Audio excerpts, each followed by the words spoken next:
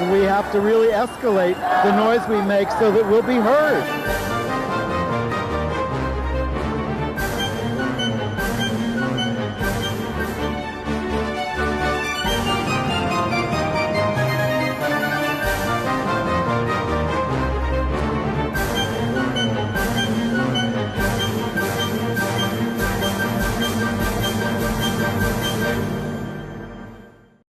Welcome to Gay USA. I'm Andy Hom, and I'm just printing out the headlines. And I'm Ann Northrup with a new haircut that I'm trying to make look not like a mushroom. And here they come. Okay. In the news this week, well, you probably read about it, but Senate Democrats have reneged on their promise to bring the Respect for Marriage Act, repealing DOMA, to a floor vote before the midterm elections. Religious exemptions are being weighed, but what are they? Did Tammy Baldwin lie to me last week, or was she just uninformed? We can debate that. And the U.S. Supreme Court wouldn't delay a court order for Yeshiva University to recognize its campus LGBTQ group, so the school went nuclear. President Biden met with the family of out pro basketball star Brittney Griner, imprisoned in Russia there. Just a photo op. The Ninth Circuit has rejected a right-wing challenge to a law that bans conversion therapy. We're going to give you more LGBTQ results from the primaries in New Hampshire, Vermont, and Rhode Island. Yeah, that's the end of primary season. On to the general elections. Governors in Texas, Virginia, and Florida, you've heard of those states before, are stoking violence against transgender people. Texas was ordered a third time to cease its invasive investigations of families with transgender children. And Virginia Governor Youngkin wants to mandate anti-transgender measures in schools. And a woman in Massachusetts has been arrested for calling in a bomb threat to Boston Children's Hospital over its provision of gender-affirming care for young people. Police tried to shut down EuroPride in Belgrade and then clashed with right-wing hooligans when it went on. Hooligans would be a mild term.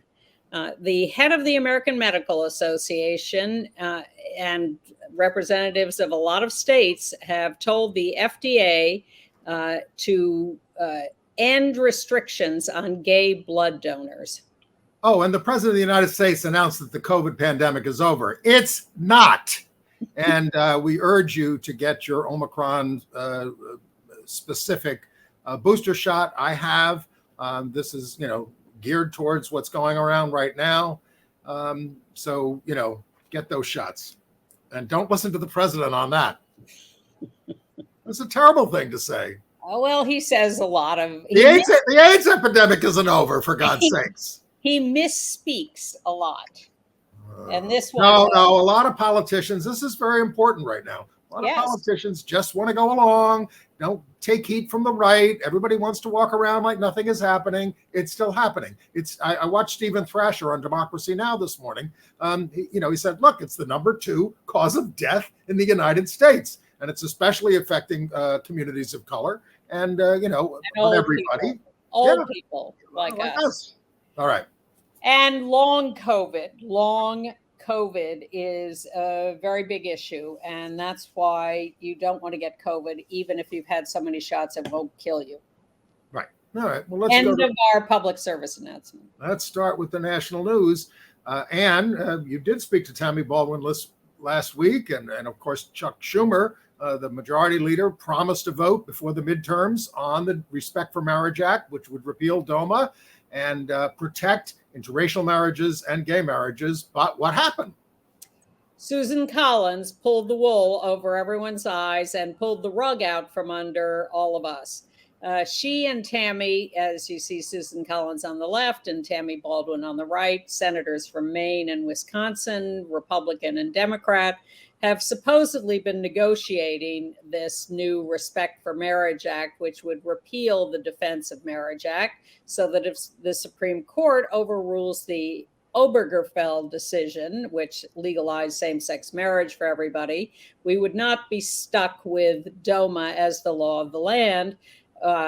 allowing the federal government not to recognize same-sex marriages. And instead, in the law, it would say that all states and the federal government must recognize marriages legally performed in other states. Well, that doesn't mean that the states themselves have to do them again if they. No, but they would have to recognize them. You might if you have move to to Texas from New York, your marriage would still have to be recognized. Although I imagine Governor Abbott would find and Ken Paxton, the Attorney General, and if you live in Texas, you might have to go elsewhere to get married, but then you would come home and your marriage would be recognized. Anyway, so the idea was first from Schumer to hold a vote on this before the elections to get all the creepy Republicans on the record as voting against it, and then having to explain to the 70% of voters in their states who support same-sex marriage, why they voted against it. And then it looked like maybe we could actually get, after the Planned Parenthood decision in the Supreme Court and after the House of Representatives passed this marriage bill with a lot of Republican votes, 47, people started to think, oh, wait a minute, maybe we can actually pass this law in the Senate. We could get the 10 Republicans we need added to the 50 Democrats, so we can pass this. No, and I think that they should have just done the vote. And of course, if we lost, we'd only be losing to a filibuster. We wouldn't be losing to a majority vote. But if we lost, Schumer could then say, I'm voting against and I'm tabling it, and we can bring it up after the elections. You can bring it up again.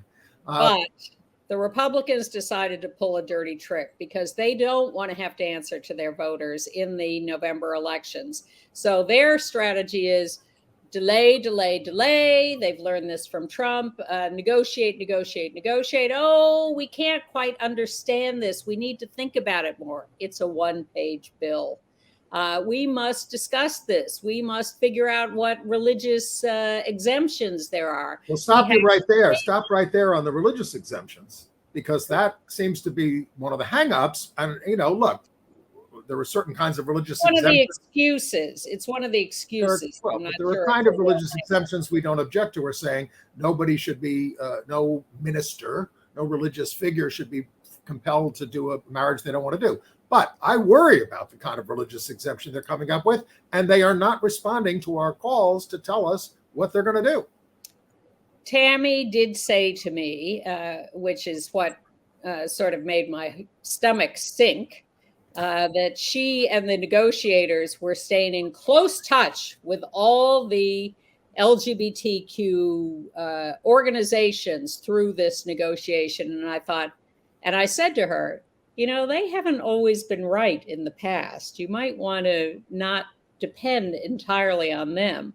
And so I don't know what religious exemptions they may have signed on to. Look, am I worried about religious exemptions? Of course I am. It's a terrible, slippery slope.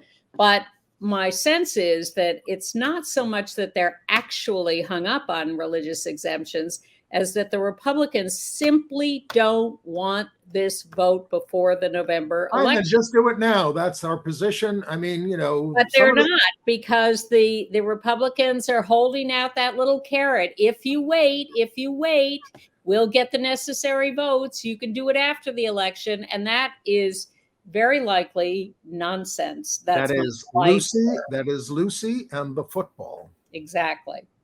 So This is not good news, and mostly it's about the Republicans not wanting to go on the record. So it's up to you to hold your candidates accountable in your states. Get those Republican Senate candidates on the record on how they're going to vote on the Respect for Marriage Act and publicize it. And I am just warning you, senators, if you put religious exemptions that are unacceptable, we will urge our members of the House of Representatives to vote the bill down. Yes, because it will have to go back there with if there are any changes when the Senate votes. So you're right. Even if the Senate passes it, if they pass it in a way that is not acceptable, we will go full bore to kill it when it goes back to the House. We've done it before. It may sound harsh, but it's tough love. It's necessary. You Yes, don't because the Supreme Court has already given away the store on religious exemptions for everything anyway, right. and the Congress has to hold the line. Well, we have killed bad bills before that were supposedly passed in our interest, and we are much smarter than that. We are not going to stand for bills that make us second-class citizens. And again, we're not against all religious exemptions. There are standard ones in human rights laws that we can live with, but they're going too far in many cases now. All right. But the Supreme Court sort of surprised us this week. They did. We told you last week that it was none other than Justice Sonia Sotomayor who put a hold on enforcing the judgment against Yeshiva University, which didn't want to recognize its LGBTQ student group. They said, look, the state courts ought to do it. So the Supreme Court said, 5-4, you got to go back to the state courts, the appeals courts, do your intermediate stuff. We're not going to say what we're going to do later, although probably it would be bad. But well, they said in the meantime, you have to obey the lower court order, which requires you to recognize the LGBTQ student group. And we got Justice Roberts and Kagan and Sotomayor and Brown Jackson and wait for it, Kavanaugh on this. Yes. And I think it's mostly stop skipping courts and coming to us when you haven't exhausted your remedies. Well, that's one part of it, but they did not keep Sotomayor's stay in place that allowed them not to recognize the club. They said you have to recognize the club. You got to get a stay. You got to get it from a state court. Now, Samuel Alito almost had a heart attack over this. Oh my God! A state enforcing its preferred interpretation of Holy Scripture. Holy Scripture! Is that the law of the land? Holy Scripture! Holy moly! God, he's too much. He is way too much, and he is really losing his grip on reality, and he is going overboard. And my only hope is that he is so out of touch with reality that he is going to turn off his colleagues, and he lost Kavanaugh on this. So, and we will remind you, and Roberts. We will remind you that the Cardozo Law School, which is part of Yeshiva University, has had an LGBTQ student group for many years. So they can't say that they can't do this, but so they reacted at the top in a nuclear fashion. And this has happened before. They have essentially defunded all groups. No groups are recognized now. No groups. We can't have homosexuals when no groups are recognized. No matter what you're doing, we don't recognize you. This is their solution to this. Well, this is because of previous cases that said if you recognize any student groups that are not curricular groups, you must recognize all student groups. And this has been an issue at the high school level for many years in states all over this country. And we have told you many, many times that high school clubs have succeeded in existing because of this policy that you cannot discriminate between clubs. After I left the University of Virginia, I have been president of the Gay Student Union. We got a tiny bit of school funding, $45, I think, but they didn't want to recognize the gay group anymore. So they just got rid of a ton of groups for a while out of hatred so that they didn't have to fund the gay group. Well, that's what Yeshiva is doing, but they are calling this a temporary halt for the Jewish holidays. They pray over it. God loves everybody, doesn't he? I would suggest that the funders of Yeshiva University express themselves, because I wish they would have. To claim that there is one monolithic attitude from religion to homosexuality is insane. I wish the donors to Yeshiva University would heartily object to their alliance with the Beckett Fund, which is a right-wing Christian, a Catholic, I think, legal group. They shouldn't be working with them. No, but they are. And then, by the way, Hasidic yeshivas for school children, which were exposed for completely failing to provide basic education, as is supposed to be required by state law. A New York Times investigation found Mayor Adams doesn't care. He's not interested. Oh, we're doing our own investigation. which has been going on for 20 years and by the mayors who don't want to do anything about it. And that's shameful. But the State Board of Regents did pass something mild, at least, that said you got to meet state standards. It has no teeth in it. I'm not very happy with it, but something was done. This mayor is not off to a good start. No. Well, but and Lindsey Graham's not off to a good start in campaign season, pledging to ban abortion nationwide. Well, it's hard to tell what his game is. He's always got some little agenda working. I prefer to ignore him and hope that he has no power. I don't think he likes women. On so many levels. But a small interceding photo op, President Biden met with Brittney Griner's wife and family to say, oh, we're still working on getting her out of there. She's been there 7 months now in custody in Russia. I really can't think this was anything but a very meaningless photo op. There's a war going on. These negotiations are tough. More on that later. All right, let's move. Should we move to Governor Youngkin in Virginia and his Department of Education? Sure.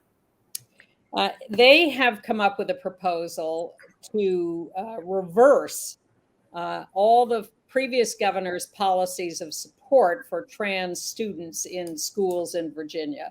No more access to the bathrooms corresponding to their lived gender, no more correct pronouns, no more choosing how they are going to be identified. And by the way, if they show any inclination to identify as trans or non-binary or demand different pronouns, the first call is to their parents immediately to make sure that they're in on this. Well, it's very cruel, but Youngkin goes on Fox and says, hey, parents have to be the first people that are informed about what's going on with their kids. They are the primary educators of the kids. This is the line, and it is very tough to fight. Although it ends confidentiality for young people when they go to a school counselor. All right. If I were in this position, or if I were running for office in these days, I would get up and say, look, parents have always had power in the schools and the right to be involved. You are more than welcome to come here and talk to us about any of this stuff. But it is not up to the state to start imposing blanket rules about this. We must treat kids individually and sensitively. We must honor all of them and honor the parents and encourage the parents to be involved. That's why we have a PTA. That's why we have meetings of the school community. Please do get involved. But let's not escalate this to some hysterical level based on fear. As my old boss, Bill Lynch, used to say, now you're being rational. Have I run you over? There is a 30-day comment period on this that begins on September 26th. People are going to have a chance to weigh in. But, he's just overturning what Governor Northam did prior to this, which respected trans students. He's overturning what Gavin Grimm did through years of going through the courts about his position in Virginia schools, looking for access to a bathroom. So I don't understand how he can even do this, given the court decisions. And understand all this whipping up by these governors against trans people, who are their boogie people as far as they're concerned, is stirring up violence. In Boston, the FBI has arrested a woman, Catherine Levy, Leavy, 37, for a hoax bomb threat at Boston Children's Hospital, which was targeted by the right wing for providing gender-affirming care to young people. Not operations, but just gender-affirming care. Now, what she's charged with carries a maximum penalty of 5 years plus up to a $250,000 fine, but she was released without bail. And you won't hear them complaining about that on the right wing, released without bail for a person's threatening violence. She calls in, she says, "You better evacuate, you sickos." And this totally disrupts the operation of the hospital. The FBI tracked her down. She's a heavy contributor to Trump and the GOP. In Missouri, the Proud Boys went after a school board and harassed a teacher who had little 4-inch pride flags in her classroom. Totally disrupted, came in with threats. And what's happened to them? Nothing. You want to talk about Desmond or the video game?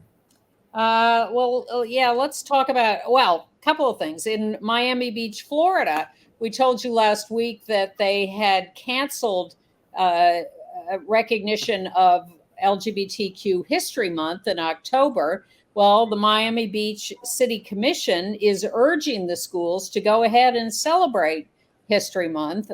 Whether the schools will pay any attention to them, since the school board told them not to, is an interesting question that we will continue to follow. And hey kids, if they tell you not to do it on your own. Exactly. Well, we'll see if they could get away with that. And in Travis County, Texas, a district court there has, for the third time, told the Department of Family and Protective Services to stop investigating families of trans kids who are helping their kids get appropriate medical care. This is a Lambda and ACLU case suing on behalf of PFLAG parents. The new order covers all Texas families who are members of PFLAG, as well as anonymous families. Texas wants to deny young people gender-affirming care. And this was the Attorney General of Texas, Ken Paxton, ordering the department to investigate these families. And the courts keep telling the department to stop it, cut it out, don't do it. Families are moving out of the state to get away from this. You can get rid of these people this year, Texans. You can get a new governor, a new attorney general. All you got to do is vote for the Democrat. That would be nice. So meanwhile, there's a new video game produced in Texas called Portrait of a Texas Family that is about trans family with trans kids. And it's a little video game, and you could look for that as a response to what the state government is trying to do to these families. It looks at the real life dramas facing trans kids, and it's a playable narrative that will change hearts and minds, they say, from the Lookout Drive games, and it's available free on Macs and PCs, and we will link to it in our email. Just go to gayusatv.org. You can also help us out when you go there. You'll see a little place where you can even donate to us and keep us going. Thank you. You'll get a weekly email from us with links like that to extra material and a rundown of the week's headlines and a reminder to watch the show. So in the Bronx, drag artist Desmond is amazing. I have a picture of Desmond, now 15, who we've been reporting on since Desmond was 9, was due to do 2 free events at the Morrisania Library in the Bronx for a fun-filled afternoon called Be Amazing, A History of Pride. Desmond does this on a volunteer basis. It's a lot of fun. And that's the title of Desmond's book. And Desmond was going to do 2 sessions reading from the book. Right. So, and by the way, Desmond totally supported by parents, Desmond's parents, but no stranger to threats. And the parents sort of said, this just sounds like a cyberbully. Let's go with the show. But the library got, spooked about it. And, the links were, the threats were linked to a business in Louisiana. But the library caved anyway and said, "Oh, we're too nervous. Don't do it." One guy calling in. And they canceled the events. I think. I remember when the Manhattan Theater Club, canceled Terrence McNally when he was doing the. But that wasn't one guy calling in with. No, but you can't bow to this kind of stuff. We're going to talk about EuroPride. Well, that's my point. Don't bow to it, and don't bow to one guy calling in. Okay. Go get the guy. All right. politics? Yes. All right. Well, in New Hampshire, the out-gay Congressman Chris Pappas, we have a picture of him, is now up again, up there for re-election to the U.S. House. He's up against a MAGA Caroline Levitt, a 24-year-old. She will be 25 by the time Congress sits if she beats him. A former Trump aide who wants to privatize Social Security, ban abortion, and who thinks climate change is fake. Even Kevin McCarthy didn't want her as the nominee. She supported Florida's Don't Say Gay law. New Hampshire won. They have 2 districts up there. Is a competitive district. Pappas won it in 2018. He's the second Dem, only the second Dem to do so, though, since 1982. Biden carried the district by 6 points, so it's a fight. Yeah, but she is really crazy. That was a picture of her with Ted Cruz, who. I just so that you would understand that she's crazy. She is crazy. And Maggie Hassan, the senator there, is also in for a tough fight this year. Well, she got 94% of the Democratic vote, but she faces another MAGA extremist. This guy, even Stephen Colbert calls him the craziest, Donald Bolduc, who ran an ad in this campaign. Well, we're going to show it to you. General Bolduc. General Don Bolduc. I didn't spend my life defending this country to let a bunch of liberal socialist pansies squander it away. I'm Don Bolduc. I approve this message, and I'm asking for your vote. Liberal socialist pansies. I think that should be Maggie Hassan's campaign slogan. We should make T-shirts like that, like the Lavender Menace did years ago. Bolduc. New Hampshire is going to be very interesting in this general election. Bolduc calls Hassan a Chinese communist sympathizer, and he wants to repeal the 17th Amendment that allows us to directly elect our senators, which we've been able to do for over 100 years. Mm-hmm. All right. Well, in Rhode Island, Delaware, and New Hampshire, incumbent LGBTQ state legislators were all renominated. But the interesting race is in Rhode Island, where a gay man, Brett Smiley, has won the Democratic primary for Providence mayor. And he has a very clever campaign spot. And so here is Brett Smiley. I'm the kind of guy who's always finished whatever I've started. Brett planned the best vacation we've ever had. Brett is the most organized person I've ever met. Who else would propose marriage on a PowerPoint presentation? I have a plan for public education, job creation. My plan for public safety taxes handguns, like we tax cigarettes. Wow, that's a big idea. Are you excited about it? Yes. I have a plan for public transportation, for economic development, plan for our environment. Good night, Brett. Very cute. Wouldn't be the first gay mayor of Providence, though, right? David Cicilline was the mayor of Providence and has gone on to an illustrious career in the United States House of Representatives. And I have a correction from the email I sent out last week. You can elect an out lesbian governor in Oregon. Her name is Tina Kotek, not Hotek, as I put in the thing. But it's another chance to remind you about Tina. And of course, we also have a chance to elect an out lesbian mayor in governor in Massachusetts, Maura Healey, the current attorney general. Two chances. Coast to coast, lesbian. I do want to say there are trends, especially in the red states. Women are registering in record numbers. In battleground Wisconsin, they're out registering men by 16%, and 52% of new registrants are Democrat, 17% Republican, and young people are voting in greater numbers in the primaries. So I guess they're finally woke. Well, we're going to need them because there are some crazy Republican incumbents who are inching ahead in the polls, like Ron Johnson in Wisconsin.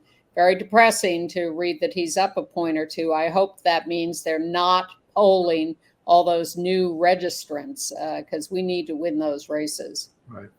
And the Human Rights Campaign has a new president, Kelly Robinson. She has worked as the executive director of Planned Parenthood Fund. Action Fund. Yeah, describes herself as a Black queer woman, a wife, and a new mom. She starts on November 28th. She has a wife who is an activist against gun violence, and they have a 1-year-old child. So she's got a lot on her plate. Now, our Attorney General, Tish James in New York, is up for re-election, but the news is that disgraced former Governor Andrew Cuomo wants the State Judicial Committee to take her law license away for the way she conducted the investigation into his sexual misconduct versus 11 women, comparing her to the way Rudy Giuliani lied in his cases. Oh, please. Got his license suspended. So this is a picture, however, of Charlotte Bennett, who is suing him. She is one of Cuomo's accusers. She filed suit and she was retaliated against. She's suing Cuomo for sexual harassment and retaliation.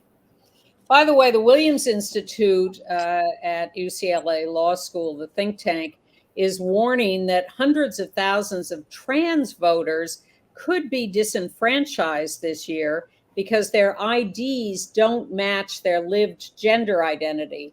And we keep hearing about states that are making it difficult for trans people to correct their various IDs, and that is going to make it difficult for them when they go to the polls. But in Montana, a federal judge has struck down the Department of Public Health, the State Department of Public Health rule that denied trans people the ability to update their birth certificates.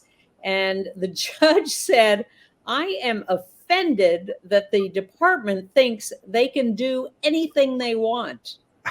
That is very heartening coming from a federal judge in Montana.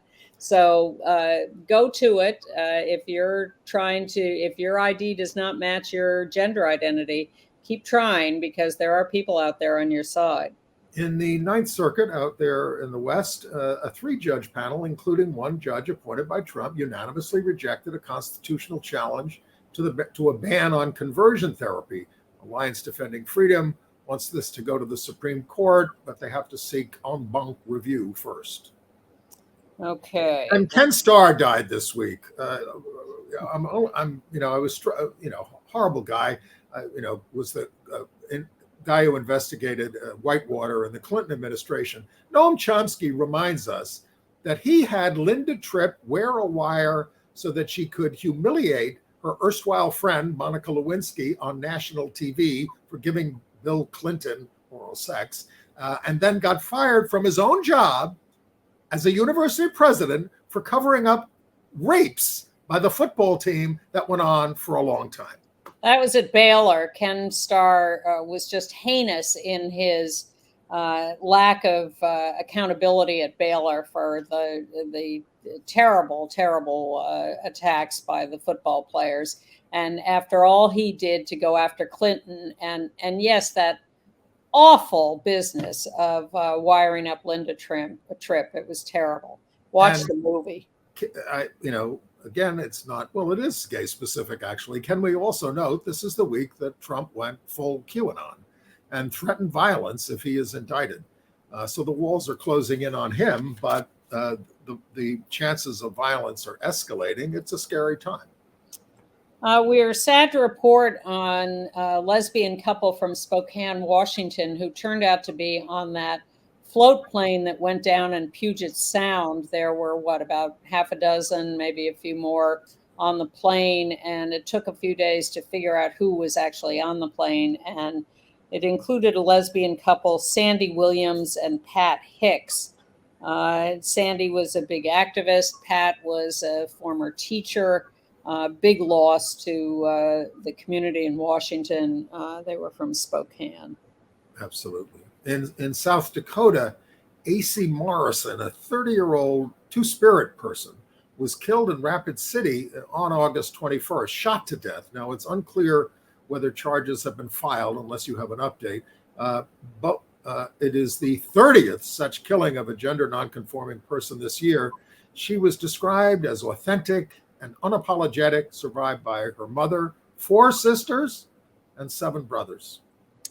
And another death, not a murder, but in Philadelphia, drag performer Valencia Prime, 25 years old, a trans woman, was performing on stage and suddenly collapsed and died. 25 years old.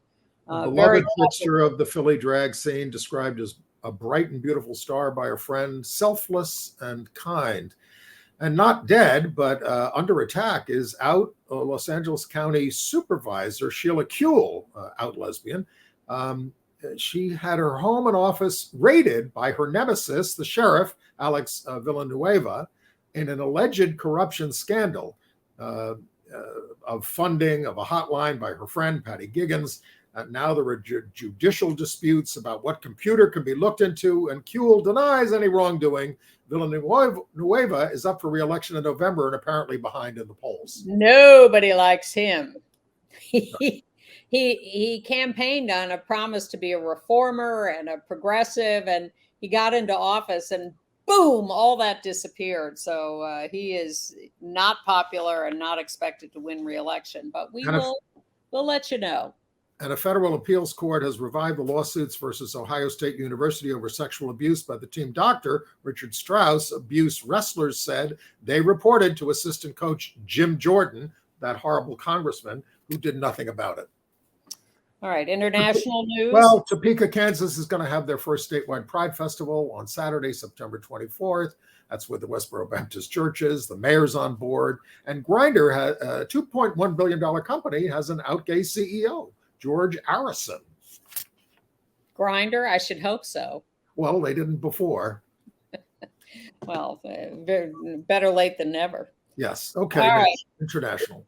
In Serbia, they've been fighting over whether EuroPride could hold its big annual march in Belgrade, and they were told not to, and then they were supported. So they finally held some version of the march, but 5,200 cops had to show up to fight off the protesters who were throwing bricks and grenades and all sorts of things at the march. Well, they were throwing things at the police who were in between, and the police did arrest 64 counter protesters. But they're these people are vicious. They're inspired by the Serbian Orthodox Church, but they're also just ultra nationalists and kind of like the Proud Boys, basically. And the European Union has decided that Hungary has so given up in favor of fascism that they've declared them no longer a democracy. Well, we're getting there. By the way, back to Belgrade.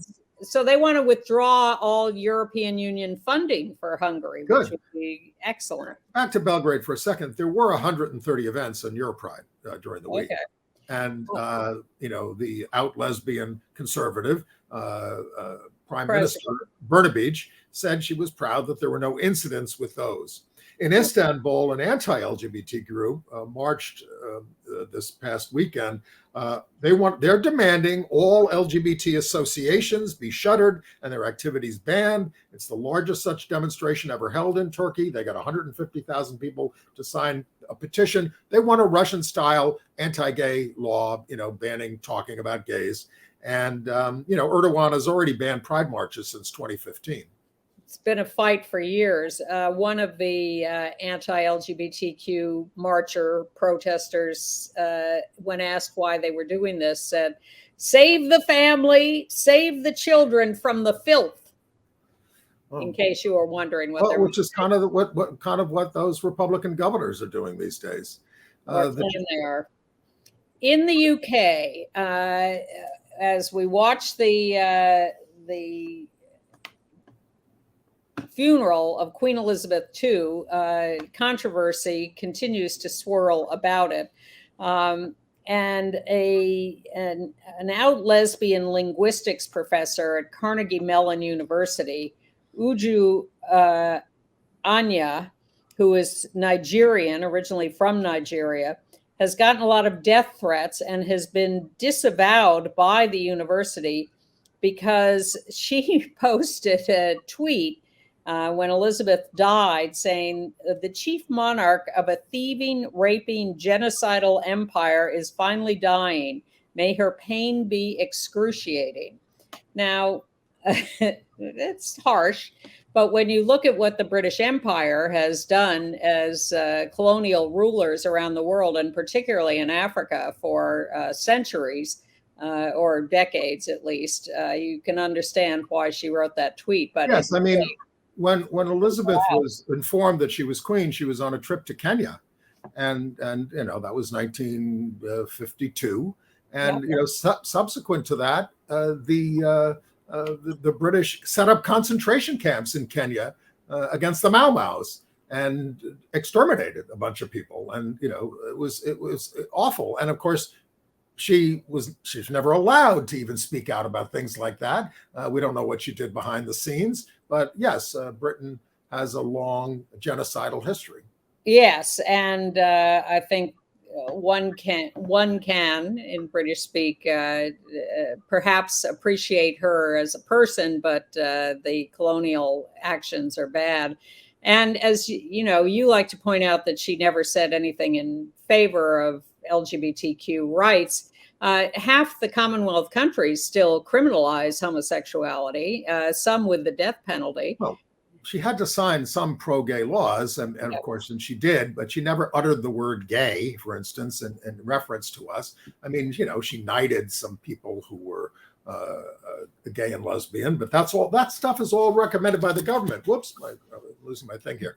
But by the way, after the funeral, now the focus shifts back to the government. And Liz Truss, the new conservative prime minister, appointed a cabinet that is very racially diverse, but very anti-trans, anti-gay. All a lot of them voted against same-sex marriage.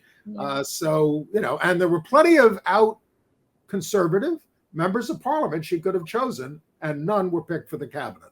Zero. And just to circle around to the Carnegie Mellon professor again, she was criticized for her harsh tweet against Elizabeth by Jeff Bezos. And her response to him was, may everyone you and your merciless greed have harmed in this world remember you as fondly as I remember my colonizers. I'm betting she has tenure. I hope so. All right. All right. And in Malta, better news from Malta, which has done a lot of good pro-LGBTQ things over the last recent years. So they were holding a pride march and the prime minister showed up, Robert Abaya. And that's him on the left in the picture. When I saw this picture and read about the prime minister, I said, could that be the prime minister? And sure enough, it is. And he, at the Pride March, promised free gender-affirming surgery for those who desire it. Thank you. So Malta may be the answer. All right. Well, we're looking around. Things are getting tough.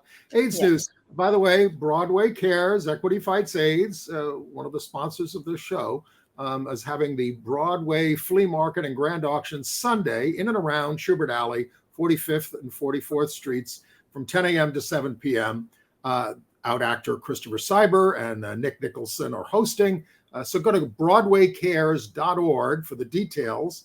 They a lot of great theater memorabilia, interactions with the stars, including Nathan Lane, Bernadette Peters, David Hyde Pierce, Cheetah Rivera, Lillias White, who's now in 80s Town.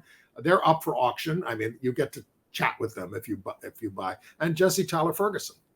Please don't call in any threats to the event. And I would call Broadway Cares a longstanding and beloved supporter of Gay USA. I don't think it's appropriate for us to call anybody a sponsor. No, it's true. Thank you for the correction. But we do, they do contribute to keeping us going.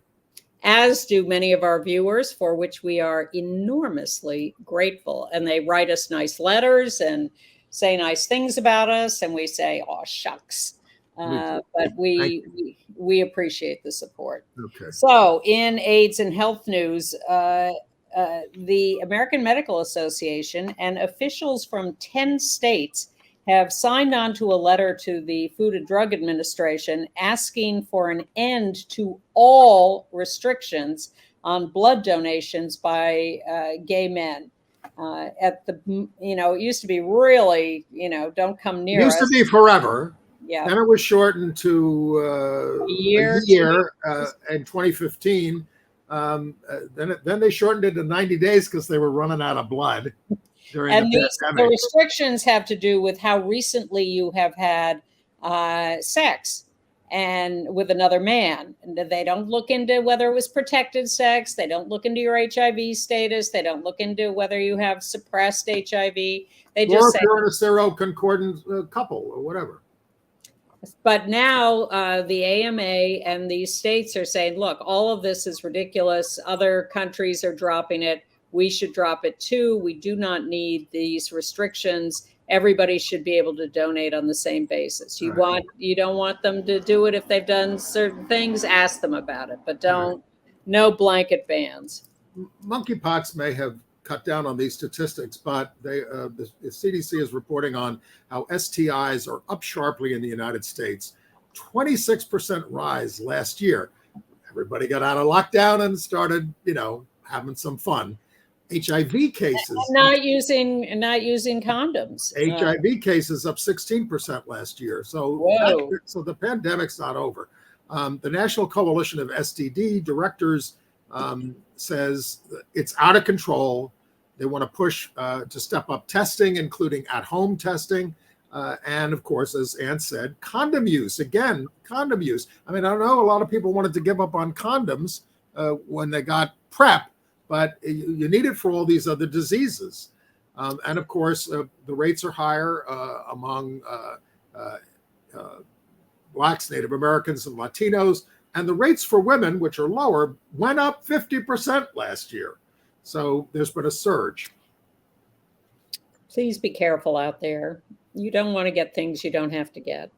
Okay. All right. Should we segue then to the Holocaust? Yes. I'm watching the Ken Burns, and I apologize for not remembering the woman's name who does it with him. The U.S. on the Holocaust. I've seen all 3 episodes because you can watch them all online. So I watched them last night. You could. I would say it's essential viewing, showing how Hitler's laws against Jews were rooted in how American whites committed genocide against Native Americans, and with our Jim Crow laws versus blacks. And how we failed to rescue the Jews fleeing persecution. But once again, Ken Burns shows himself incapable of integrating gay issues into his narratives. And this is disgraceful. He showed footage, and I have a picture of it, of the 1933 burning of the library of gay activist Magnus Hirschfeld's Institute of Sexology in Berlin. But he just lumps that into burning of Jewish books at university libraries. Now, he was showing that footage, which is the most famous footage of the burnings. And he mentions Roma people, he integrates people of color, Native peoples, never LGBTQ people, even though we're the number one target. He mentions gay men later on in episode 2 or 3. Okay. But for about 10 seconds, and doesn't talk about them being murdered. He says they were incarcerated. Oh, well, at least he didn't say they were the prime movers of the SA or something like that. Yes. All the Nazis were gay or something. But it's just, Ken, I don't know what's wrong with him. What his hang up is about this. Look, this whole show is about the people who still have hang-ups. So many people still have hang-ups. We're still on that long road to validation as normal human beings. And again, a long way. This is so timely. We are privileged to live in this time where this revolution is underway, but we got a long way to go. Well, again, it's so timely because of the way gay people are being and trans people are being scapegoated these days. It's so parallel. And I've seen Ken interviewed on the talk shows talking about this. He never brings it up.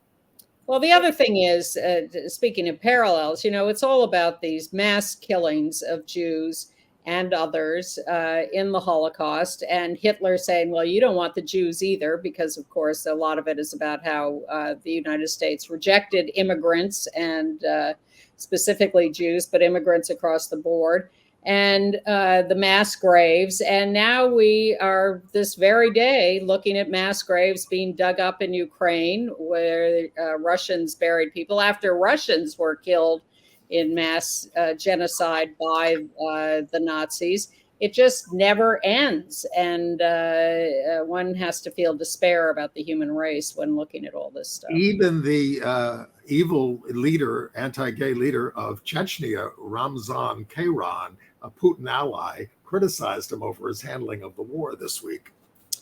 Yeah, as did someone else. A very popular pop star in Russia criticized him too. So. And President Xi. All right. Of China. All right. All right. You want to hear a quick segue that is really heinous? Go ahead. Dancing with the Stars.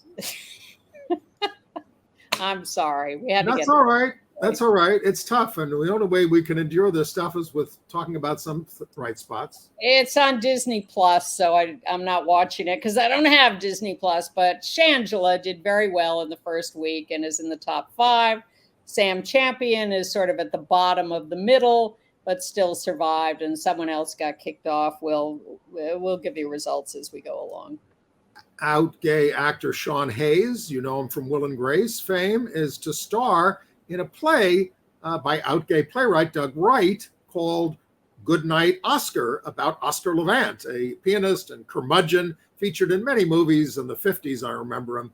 He was quite the character. He used to go on talk shows, and that's part of what this is going to be about. It's coming in April to the Belasco, and it got good out-of-town reviews. I find this somewhat sacrilegious. I used to love Oscar Levant, and the idea of Sean Hayes playing him is sort of... It doesn't say, but again, it got good reviews out of town. I understand, maybe by people who never saw Oscar Levant. A couple of nice coming out stories. In Minnesota, Jack Jablonski, who was a very successful high school hockey player and then had a terrible accident and has a severed spine and was completely paralyzed, is fighting his way back to mobility. Works for the LA Kings hockey team. He came out, he announced, "I am gay," and thanked all the out athletes who have paved the way for him. A really nice, sensitive statement. Thank you, Jack, and good luck to you. Similar story there in Scotland. Xander Murray, 30 years old, is the first pro Scottish footballer to come out. He was inspired by the 2 Scottish refs who came out in June. He wants to help other players who are struggling and now feels the weight of the world is off his shoulders. And he's been blown away by the support from his teammates. Well, he was also inspired because he says he's been out to his family and friends, but he was not out in his professional life. And then he went to his first Pride festival in Spain. And he had such a great time. He said, why am I hiding? I could be having so much more fun. And he went home and came out, and yes, the world has opened up for him. And he says it's really helped his mental health, too, to be out. Going to a Pride parade, that's one of the very first public acts I did as a gay person, publicly. And it really it frees you if you stop worrying about that and you're out there and you're surrounded by so many other LGBTQ people. Well, that's the thing. I had that experience actually when I was first coming out and went to my first lesbian bar and looked around and said, oh my God, look at all these lesbians. I'm not the only one. And they're all different kinds of people. It's not just one little, corner of crazy people. These were the days before Gay USA. Yes, the 70s. There actually was a time. It's only been around since the early 80s. Yeah, just pre-Gay USA. But the point is that when you can be in a crowd of LGBTQ people and realize you aren't the only one, and it really is a crowd of all kinds of people. It's not just a few weirdos. It does give you more self-confidence. We love the weirdos, though. I self-identify as a weirdo. Yeah, we are. All right. Tell us about Molly Kearney. Well, Molly Kearney is going to be the first non-binary cast member of Saturday Night Live. They uses they them pronouns, is a stand-up comic and was featured in the new version of A League of Their Own, which is on Amazon Prime, and which I highly recommend to people. It's a very heartwarming movie and very, very, very lesbian. So Molly Kearney, non-binary, will be the first out non-binary person on the cast of Saturday Night Live as it starts its new season shortly. There's a documentary coming out about Dustin Lance Black called Mama's Boy. It's premiering at Newfest, which is the New York LGBTQ Film Festival, October 13th, based on Black's memoir. It debuts on HBO on October 18th. Okay. I've pretty much given up on network television. I haven't watched much of it lately. I see cable stuff or streaming stuff. But for some reason, last year, I decided to try a sitcom that had gotten a lot of notice, Abbott Elementary. Have you seen it? No, but I saw it got a couple of awards at the Emmys. It's absolutely adorable, and the second season is starting this week, and I just want to throw that in, and since we have a couple of minutes, to say if you haven't seen it, it's really worth watching. It's really clever. You can catch up on the whole first season if you want, or just start with season 2, but it's worth a half hour a week of your time. Great. Well, we look forward to seeing you at the Broadway Cares Flea Market on Sunday from 10 to 7 in the theater district there around Schubert Alley. I'm certainly going to stop by. I can't tell you when. Nobody wants my autograph. But don't be so sure. Oh, and you could come downstairs to the London Terrace Street Fair the day before on 24th Street. Maybe I will. I'm usually out of town or busy. And I will be there. Okay. That's Saturday? Saturday from 10 to 5, yes, on 24th Street between 9th and 10th Avenue. I will pledge to you that I will show up for that. Okay. I won't be there all day. Since I still have a little time to fill, and I'm doing a Zoom call about it tomorrow to organize it. On October 11th, I'll be moderating an online Zoom by the LGBTQ New History Museum about the 1987 March on Washington.